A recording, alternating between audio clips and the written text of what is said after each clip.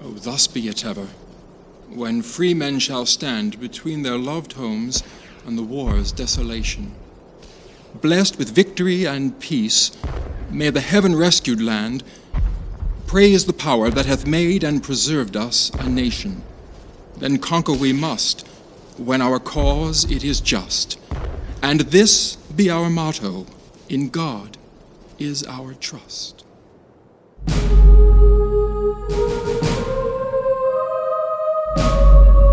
Francis Scott Key was born on his family's estate near Frederick, Maryland in 1779 to a distinguished family of patriots and lawyers. When he was 10 years old, little Frankie, as he was called, was sent to Belvoir, a quaint brick mansion 6 miles outside Annapolis. Key's grandmother, Anne Arnold Ross Key, had been born to wealthy English parents and early in life developed a strong will and inspiring determination. When her family home caught fire, a youthful Anne raced into the burning building, attempting to save 2 of the servants. Thick, toxic smoke and searing heat scorched her vision. She emerged from the wreckage, totally blind.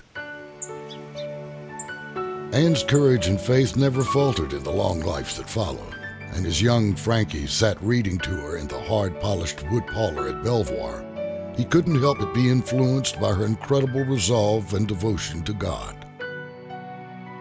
If a woman who lost her sight can still see the purpose in life, Key must have contemplated, then perhaps the power of faith is a force worth exploring.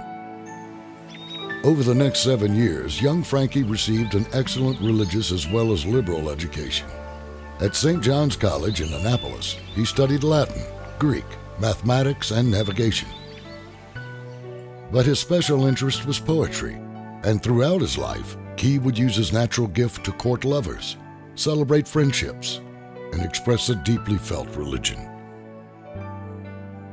Key became a successful lawyer and developed a strict devotion to the church.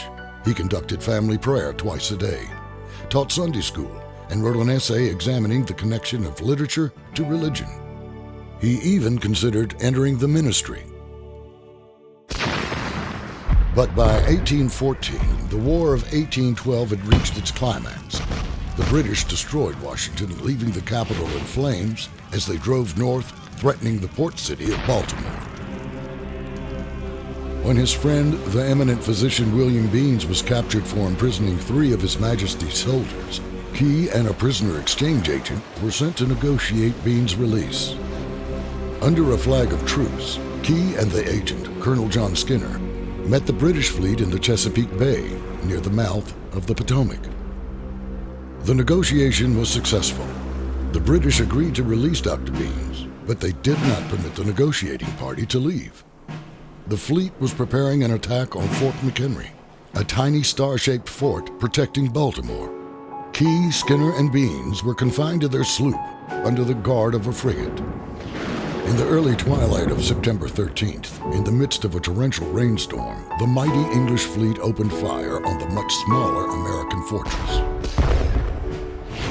From over the ramparts, Key watched helplessly as a deadly shower of rockets and bombs, some weighing as much as 200 pounds, exploded in and about and above the fort. Just before dawn on the morning of the 14th, the shelling stopped. Key and his friends waited anxiously for daybreak to tell the fate of the fort. Dawn's early light revealed a marvelous sight, broad stripes and bright stars streaming gallantly in the wet air through the smoke of the aftermath. Our flag was still there, Key would later write. The Americans had triumphed. In this moment of excitement, Francis Scott Key wrote down his immediate impression of what he saw and what he felt. It was spontaneous and from the heart. He titled the piece, Defense of Fort McHenry. The country would come to know it as the Star-Spangled Banner. Following the war, Key continued a successful career in law and was appointed district attorney in Washington. In January of 1843, despite being troubled by a sore throat, Key, now in his 64th year, took a business trip to Baltimore. At his daughter's house, his sore throat developed into pleurisy, which quickly advanced to pneumonia. Francis Scott Key died on January 11, 1843, leaving behind his wife, 8 of 11 children, and a poetic account of history that would unite his country in song. Oh, say, can you see by the dawn's early light what so proudly we hailed at the twilight's last gleaming?